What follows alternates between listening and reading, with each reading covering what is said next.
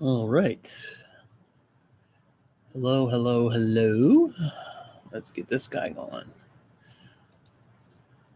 All right. How's everybody doing today? Hope you're all doing well. Let me get the camera here set. Oop.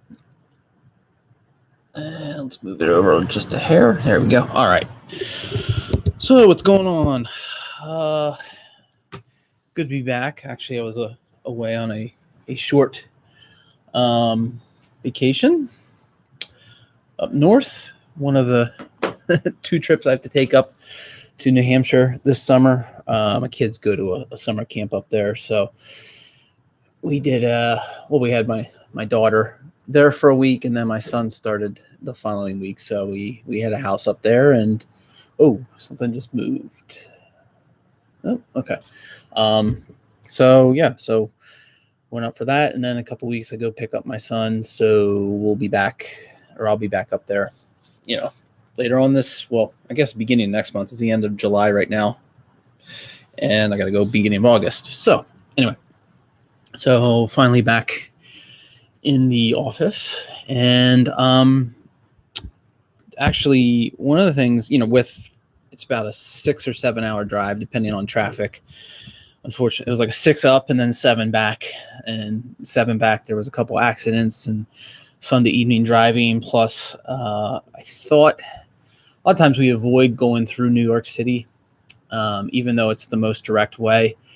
And I checked the map, and it was like, 5.5. So I was like, Sunday night. I've done it before on a Sunday night where traffic is clear, and so I decided to go through the New York City part, and that was, so instead of 5.5 hours, ended up being more the 7, probably about 7 plus. Taking quick breaks, stuff like that, getting home. But with a drive like that, I a lot of times I'll listen to podcasts and whatnot. But I came across a book that I guess I can name drop her, Bonnie Gallum, who is a local, real estate attorney. She's a local attorney to me, deals a lot with real estate stuff.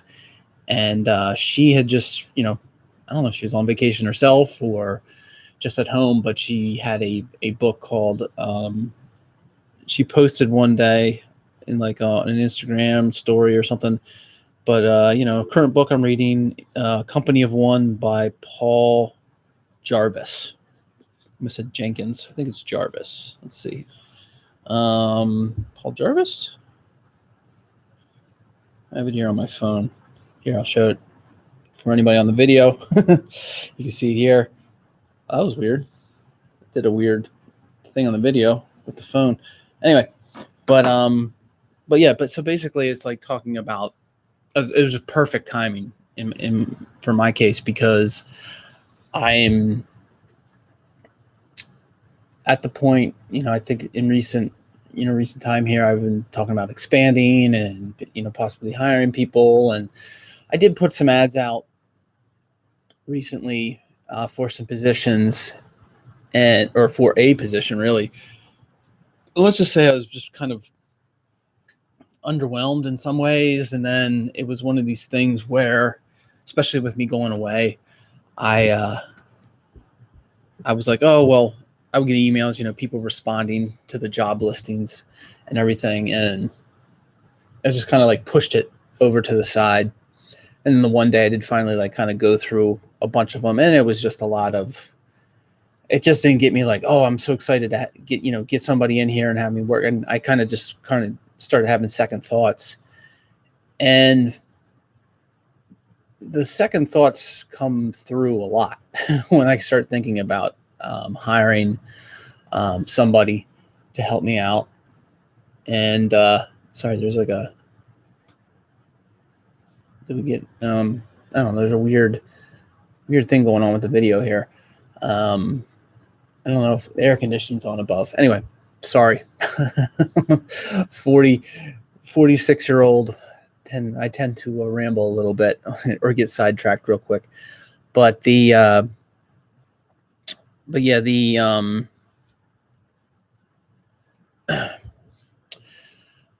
Boy, problem with doing these lives sometimes. Lost the train of thought. Can't be losing the train of thought. But yeah, back to hiring. It's and I've said this in conversations I've had with people. Is like, well, I look at the hiring as just a temporary solution. I don't see it as a long-term solution. So I haven't really, like, I've looked at some. I kind of filtered out, some people have responded. Um, like, let's say I had 30 plus respondents. I put it down to 5, and then I was like I was reading one of them, and it was like a guy who was 20 plus years experience, and definitely fit the bill. But on his cover letter, he was going on and seemed like he had their credentials. But then when I did the listing, I had said, after the first few months and with some training, I'd like the candidate to have the ability to run jobs on themselves. And a lot of the training wasn't really like, hey, I'm going to teach you how to use this software and things like that. The training was more about, hey, here's my systems. This is how I want you to do things. And in the cover letter, the guy is saying, like, he doesn't need to be trained.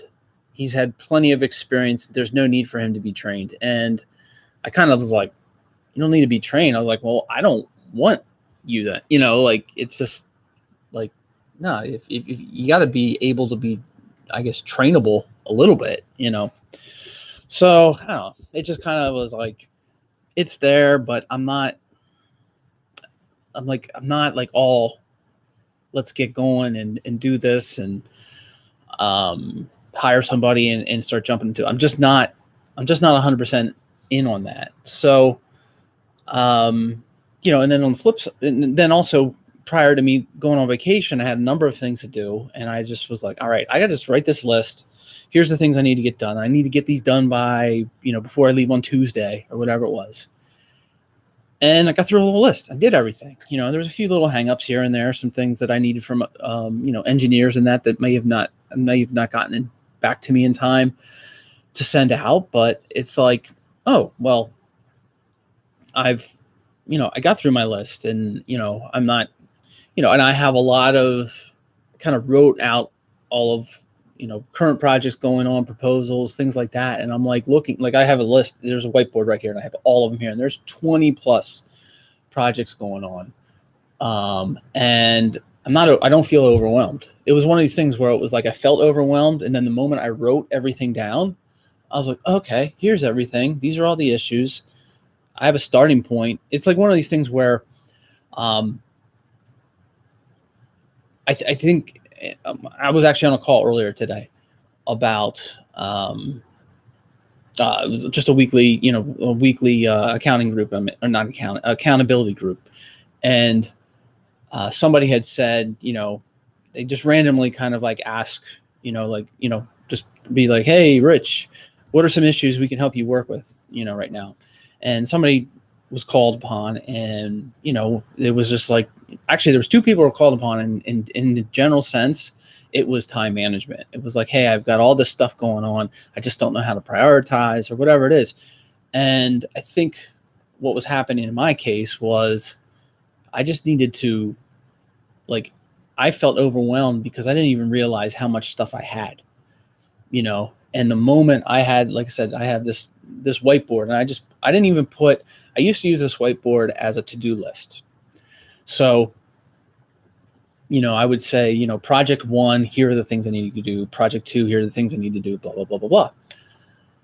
Here, all I did was wrote the project. Like, so for example, I have project 1 here under my active projects. And, when I left, and it's actually still in the same types, it was kind of like where it is in terms of in the project status, right? So I got project 1 that says owner review. So I've issued design drawings, sent them to the owner. They're, right now they're currently looking at it. I'm waiting for their final approval. I have projects that are waiting. So I'm waiting for information from, different things, like the engineer one I just said. So for example, I have here's one that, it's in review with the city of Philadelphia. They sent me comments. One of the comments is there's a form that the contractor needs to fill out regarding hauling out. it's called a waste hauler form. So that's the only thing I need for that one. So I just wrote there, contractor waste hauler form. That's it. That's kind of where I'm at. That's almost kind of like a to-do list, but it's like that one. That's all I need from that. I'm already done with what I needed to do. So that one's there. I have proposals out. So proposals I've sent out, which reminds me, I'm looking at it right now. I didn't put like the date it was sent out, but I have them all there. And then a couple other, like either projects, like I have two projects that are started or approved to start. They haven't started yet. Like I've had one that's scheduled to start in August, the other one that is already a go. So, and then a few other ones, proposals in terms of I've met with them, but they haven't. A lot of times what I do with brand new clients is I lead with my fee.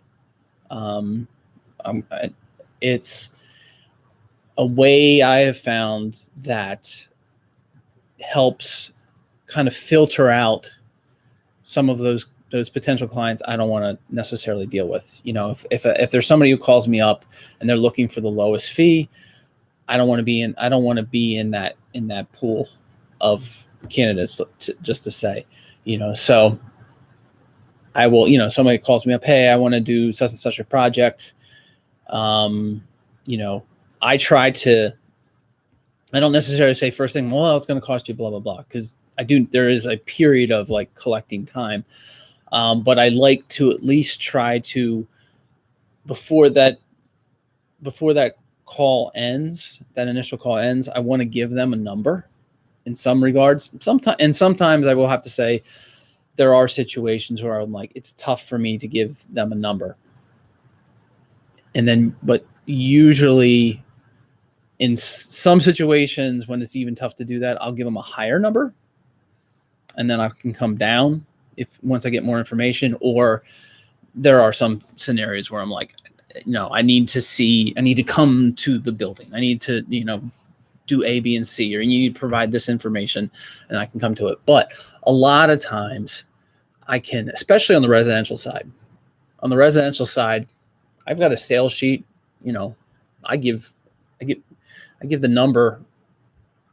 It's usually pretty much the same number because it's usually the same type of service, big or small project for the most part. But yeah, so I'll give that number, and then there's some people, and sometimes that situation can also be done via email. Like somebody fills out the contact form in my website, and I'll give them a number, but then they'll be like, oh, well, let me think about it, but they're not ready for me to write up a proposal yet. So I have another scenario where it's kind of those projects that are just kind of like waiting. There's a good chance they'll move forward, but they haven't told me to, go forward with a proposal. So that's kind of the categories of my whiteboard. Oh, actually the last and probably most important, and I do have to update it, is I've also have a note at the bottom. It says next available time for me that I'm available to start a project, which I need to adjust because it's August 2nd and somebody's taken that slot. So I need to go actually probably more like September 2nd or even October 2nd right now. So those are kind of what I have up here. And I think, again, being in in kind of that realm of overwhelmed, like I said, this list here, now that I have everything in front of me, it's much easier for me to now kind of deal with everything. Because I see everything there. I can kind of formulate the plan. Took the first step and formulated the plan, so, and with that being said, it's like again, going back to that, the idea of like, well, I need to grow. I need to, hire people, things like that. It's funny because this book, again, to go back to this book, Company of One, just came across at the perfect time because I probably about, I guess, audiobook wise, maybe it's about, let me see. Let me actually pull it back up here because I think it's still on my phone. It is, let's see. So it looks like it's probably about, well, I have about 4 hours left. Where am I at in terms of chapters? Yeah, I'm probably about, so maybe it's about a 7 to 8 hour audiobook, because well, no, it says 3, yeah, let's just say, let's say 8 hours, because I'm looking at oh no, that's not when I'm looking at the chapters, okay, there's 3 parts. Yeah, I'm right in the middle. I'm in the middle chapter of the second part, and there's 3 total parts. So, yeah, so I'm probably about halfway through it. Yeah, so it's about a 7-hour audiobook. Admittedly, on my drive home, I had to switch from listening to that to just doing a comedy podcast or something. On a long drive, your mind kind of wanders, that type of stuff. So I was finding I was kind of not losing interest, but losing, I guess, focus listening to that. So I went to something else. But anyway, but one of the things that was, there's actually a number of things that already some great points, and I'm planning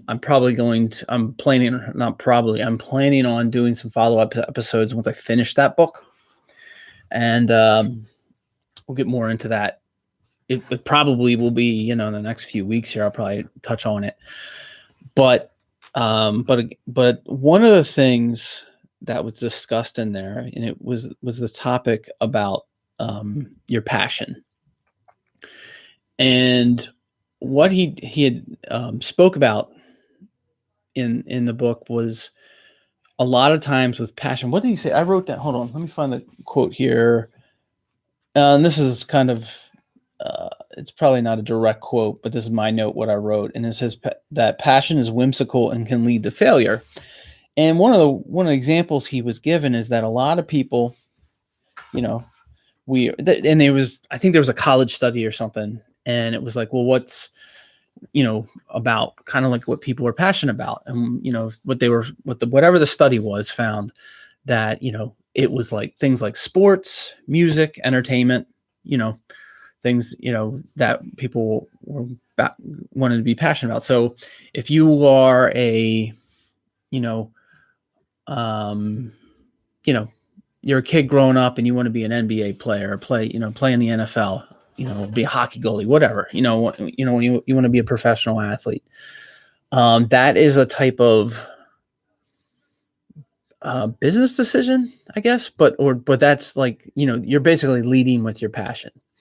And you could say in my case, my passion is architecture. But when it comes to, and the quote, or, the note at least that I wrote here is related more to, to business, so it's less about your passion I'll put it this way. It's more about running a successful business, a successful and sustainable business, because, according to this, you don't know, I'm telling you, according to the book, he's saying that if you start a business because your passion is architecture, in my case, or let's simplify it. Let's say, you're passionate about baking, right? Making cookies or something like that. It's great and all, everybody's going to want to eat cookies, but is it, you see anywhere you live, you can probably find this example. And we'll keep it with food, where, the town you live in, the new restaurant opens, or the new bakery with the great, cookies or donuts or whatever. And the day it opens, the town comes by, the mayor, they do the ribbon cutting, and everybody's there, and it's, really great. And, for the first couple years, let's just say, or first year, whatever, business is coming in because it's a new thing. People are checking it out, but then after a period of time, that kind of the newness of it wears off. And then in town, another restaurant opens up, and same thing. There's kind of a cycle. So so, and I'm sure, business owners of that, I, anybody opening up a restaurant has to be passionate about food and all of that. Um, that's a real tough industry in my opinion. And, I think the example I'm giving you is one of the reasons why is like, what happens after you just like, you're there, and then the new one opens because, people are like looking for something new when it comes to food. So what's the secret sauce? in this case, try to keep the, kind of the food thing going on here, in terms of like, how do you keep it sustainable, keep it around? And one of the things in this book that's mentioned is like, it's like, well, when it comes to business, again, just because a restaurant owner or an architect is passionate about that type of business or that industry doesn't mean you're going to be sticking around. I can be the best architect there is and be really passionate about it and, talk your ear off about, wonderful designs or, sustainable green, solutions to the problem that your heating bill is up, whatever, it can be whatever topic. But if I'm not solving problems for the market, then that passion is just going to, like, it's almost just like if somebody's coming to me as an architect I just said it about restaurant owners that, yeah, of course they're passionate about food. If they're not passionate about food, that's a recipe for disaster right there. But that's just assumed that, if I'm an architect and somebody's like wants to hire me as an architect, they're going to assume that I'm into that. I mean, I do have to kind of like laugh to myself sometimes because I have had, clients or potential clients, just go off, like they may, like the George Costanza from Seinfeld type thing kind of comes into play there. And people bring that up in like networking events and things like that. But it's just like, there may be, like an architectural style, whether it's modern, Doric, or whatever. It doesn't matter. It doesn't matter what the architectural style is. But, they may be interested in it. Maybe they saw a show or something, and they'll just kind of go on and on about that. And, and I know stuff, but it's funny because it's like the most I ever knew about different styles and arts and things like that was when I took classes in college. And it's, I mean, again, I have that basic knowledge, but it's not necessarily like I'm like, like what interests me the most about architecture, like, but anyway, I think I'm a little sidetracked there. But let me actually take a quick break here, and I will be right back.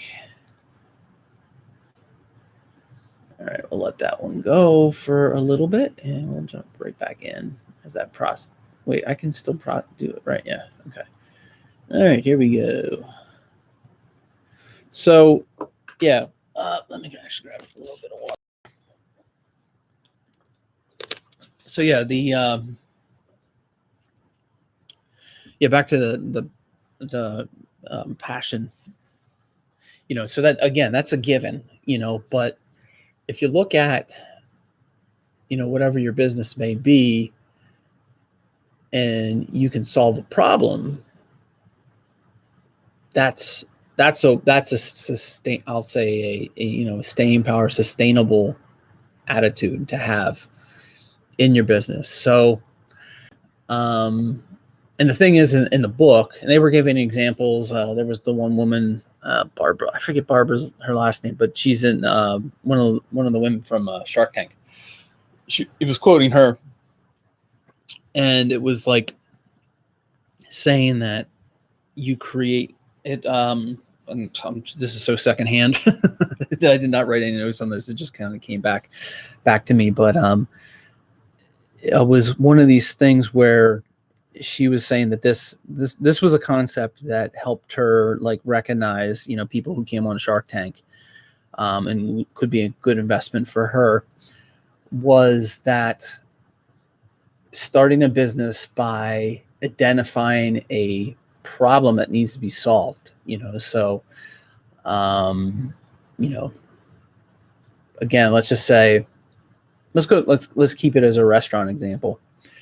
Because I kind of want to end more with hey, well, what am I doing now type thing. But the restaurant example would be, saying that, somebody wants to open a restaurant, and let me well, you know what, I'll kind of give you a real world example in a way. My one client who opened a restaurant here in town, it's a wood-fired pizza oven restaurant.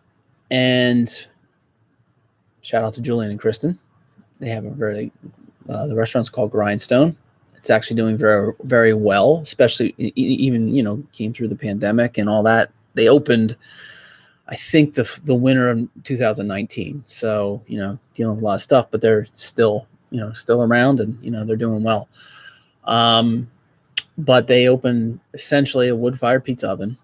Now, in the town we have, it's like we're in South Jersey.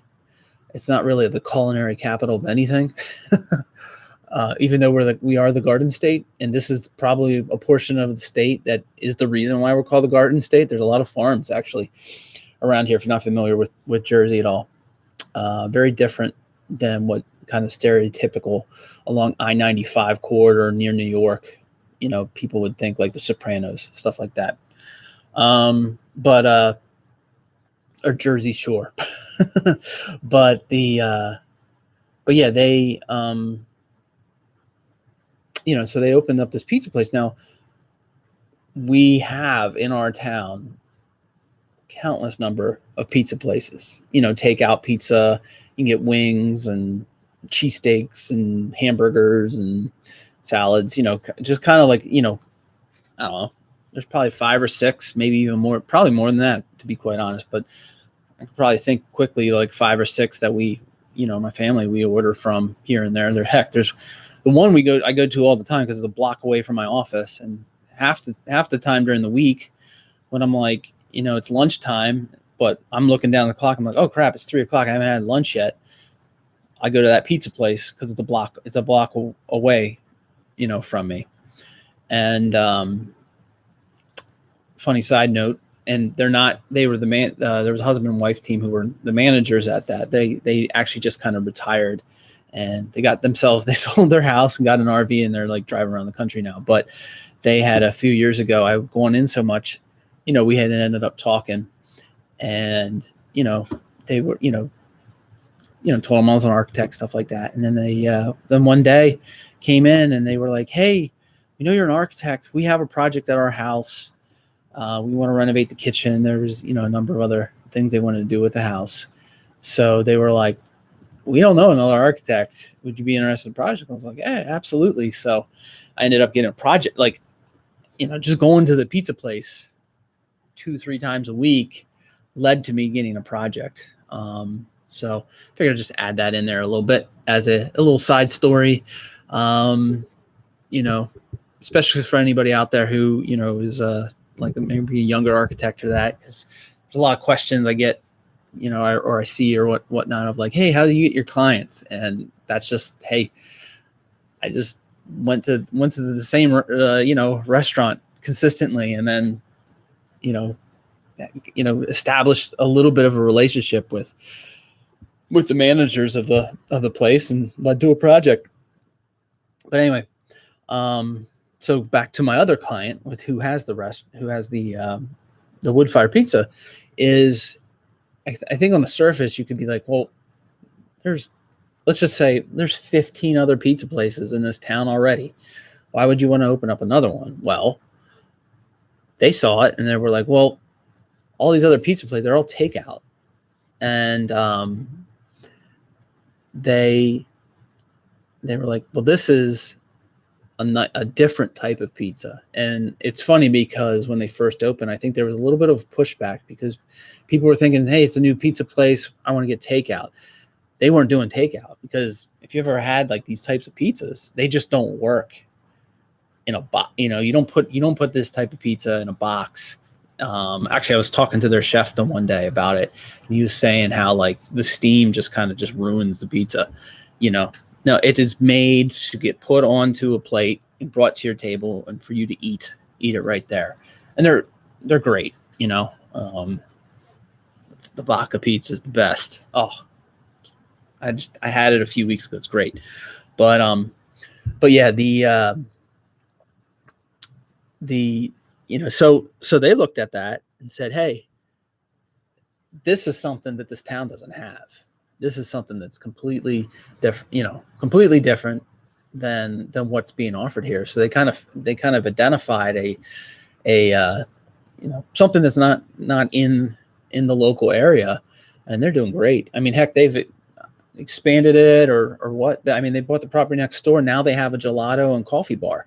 And that's not something that this town has. I mean, there's ice cream places, but they don't, and it's real. It's the real gelato. I mean, I know that there's like water ice places and things around here that say they have gelato. All that is water ice and soft serve ice cream mixed together. No, this is like a real deal. Like, I think if I remember correctly, talking to the one owner, he was telling me that they had gelato makers come in. He had a day where they were like testing for who they were going to buy from. And they were literally, the guy who got the contract was this like old Italian guy, who grew up in Italy, who still makes it, so I don't know if that's who they still use or if it's somebody else or what, but because I know they had gelato for just their restaurant as the dessert, and then they kind of expanded into this gelato bar. So it might not be this, same person. I'm not sure exactly, but still, in both cases, whether for the pizza or the gelato and coffee bar, they looked at the area and they were like, these things are not around here. And I don't have to go into all the specifics of the town, but there's a lot of like, it's like, if you want to go, like, just think of bigger chain restaurants. Like, let me try to think of one. Well, there is an Applebee's in town. But just kind of these like not strip mall, but, I'm going to call them mall type areas, big commercial areas where there's a big, there's one, what is it? Like a Texas Roadhouse and a Chipotle and Buffalo Wild Wings, a place like that where they have a bunch of that stuff. There's a lot of places to eat that you go to the other towns to go to it. And here in our town, there's, like I said, there's a bunch of pizza places, a pretty decent Italian restaurant, but there's not a lot of things around here, and I don't need to really get into why. That could be a whole other episode about land development and environmental development, things like that. But there's not a ton of things here in town. So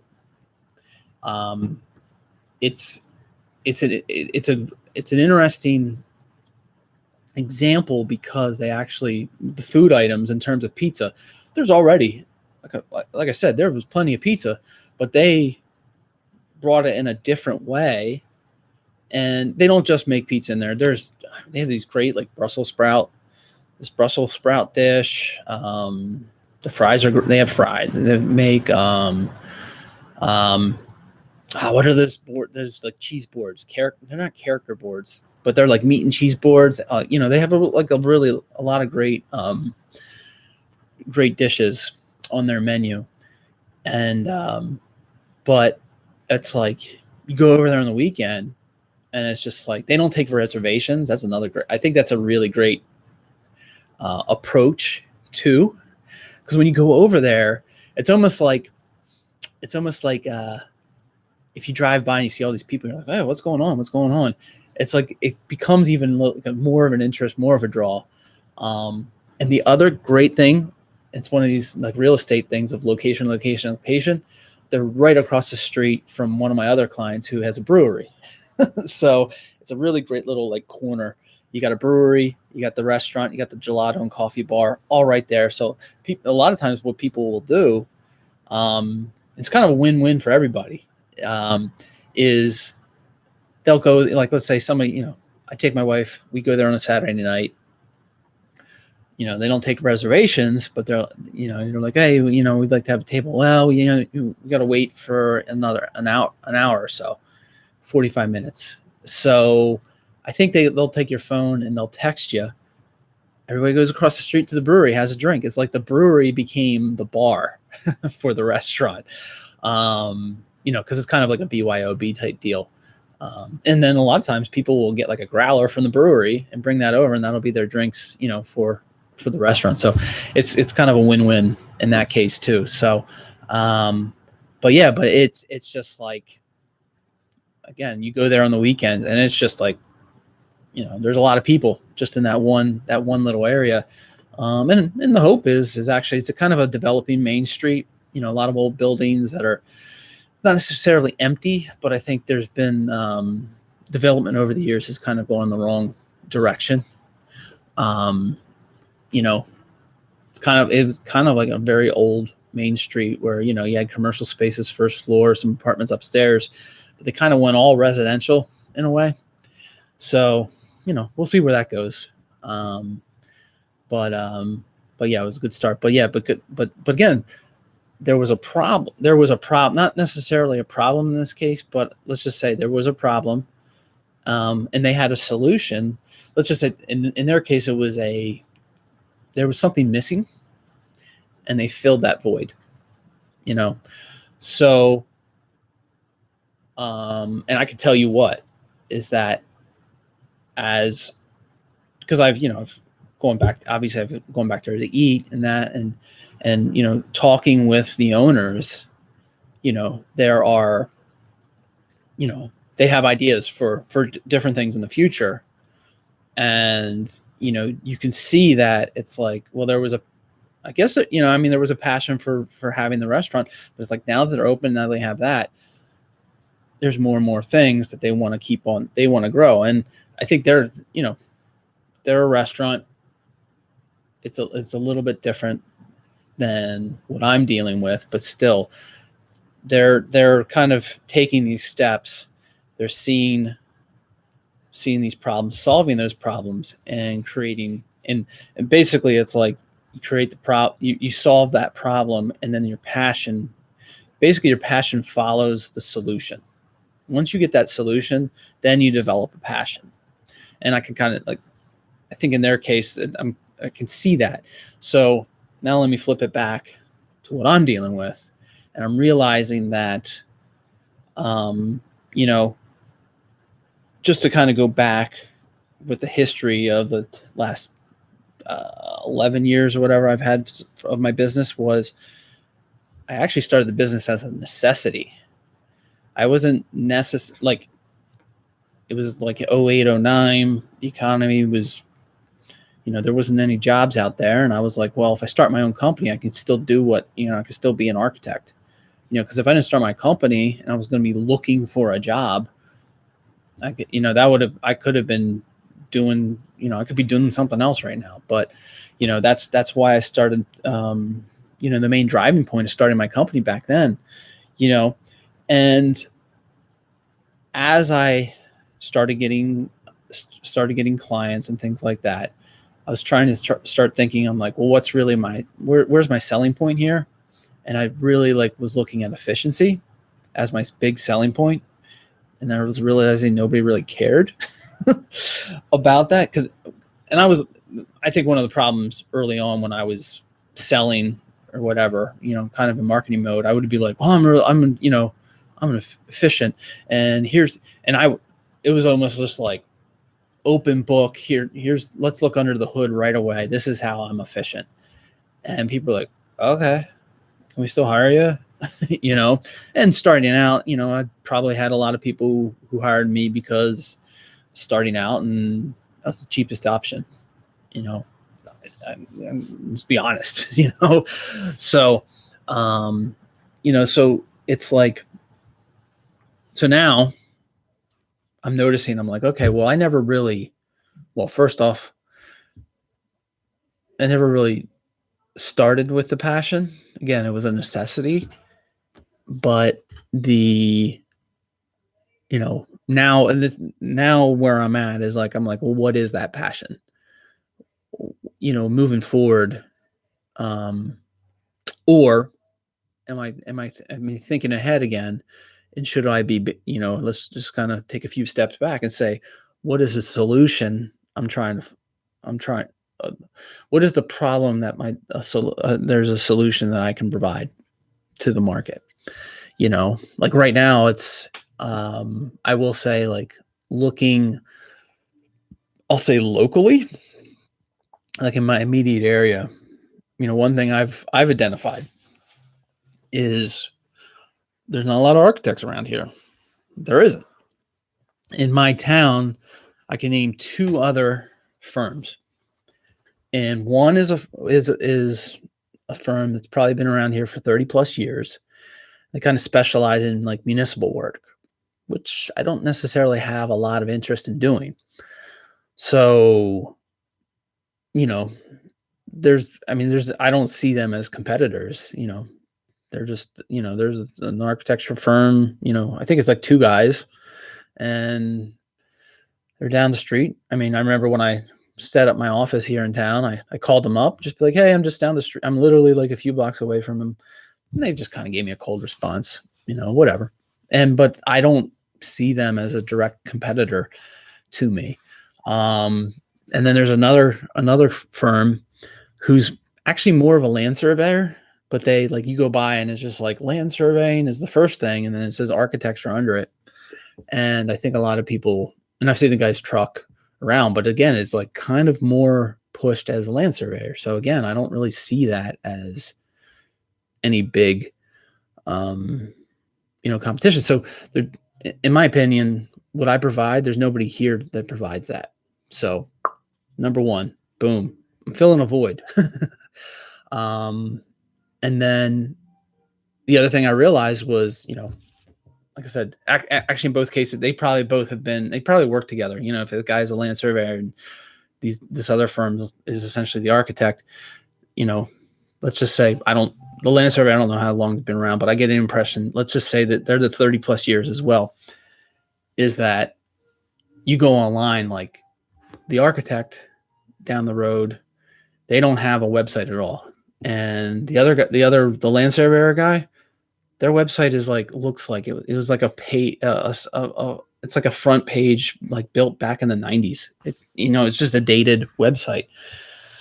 So I kind of, like, whether it's my website form or when somebody calls, I always ask, the website form says, hey, how did you hear about us? But if somebody calls, I ask them.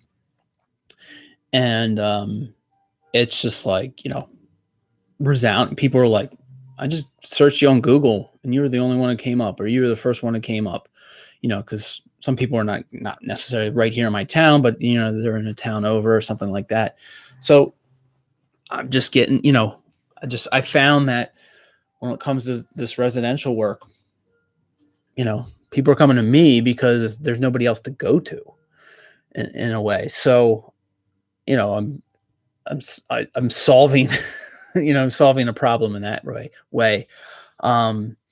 But so, and there's some other issues because I'm realizing, okay, well, there's the commodity part of that where it's just like, some people are coming to me because I'm the only one, and they're just like, well, we need an architect. We've never done this before. Great. Let me kind of educate you a little bit on the process and how I work, and let's go from there. And I've just realized that I think the struggles that I would been having recently, the reason why I thought I had to grow, things like that, was that, and then the uneasiness, like very similar to when I was talking earlier about my projects and writing the project list on my whiteboard here. The realizing that, like, right now, I can't say, like, I guess I'm not to the point yet where I found what that passion is.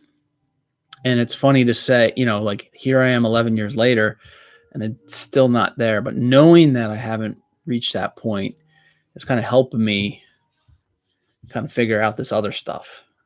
And I feel like someday that'll come, but for now, it's just identifying, okay, well, what are the solutions that I can provide to solve the problem that people are having when it comes to architecture, building, all that stuff. So, again, I mentioned earlier, this is more of a developing kind of here's my therapy session. But no, I'm kind of developing my thoughts here.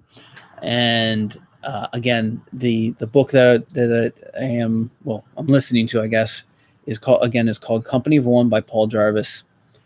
And I'm definitely going to, I have some other, I did just kind of talk about problem solving. And there's three other categories, I guess you could say, when it comes to a Company of One, that I want to cover. But I'm going to look, well, you know what? I'm just wrap this up, but I will say that,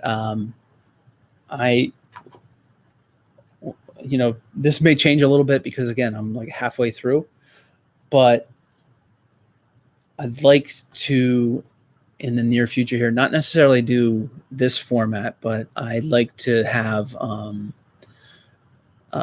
potentially have others join me with a roundtable discussion, or maybe a one-on-one centered around one of these specific topics. And, and preferably, some of these a Company One, but a company. Here's the other thing that I want to do here before I finish up is a Company of One doesn't necessarily mean somebody who works by themselves, like a sole practitioner or something like that. The book is great because it talks about, you could work for a company of, 100 plus people, but you could still act as a Company of One, which is so. I had this thought back when I used to, last time I had a job back in like 2008, when I worked for this architecture firm, 150 people, whatever it was. I'm in there and I was thinking that back then. I remember thinking, I'm like, well, shouldn't we all just be free agent? Back then my thought was we're all free agents, but the concepts that are covered in this book of Company of One can also pertain to somebody who works in a bigger company. Because there's managing techniques, there's, that are in there, different ways you can handle yourself in a day-to-day task. I really like some of the things that he was talking about when it comes to efficiency in your day-to-day. Like when it comes to bigger companies, there tends to be this thing where you need to have all these meetings and stuff. And let's say you're a project manager and you have a team of 4 to 10 people, whatever it is. And that when it comes to managing time for people on your team, each of them should be dealt with as their own separate company. So like if I outsource to somebody, I hire them and be like, hey, I'm outsourcing you to do such and such a task and I need this done.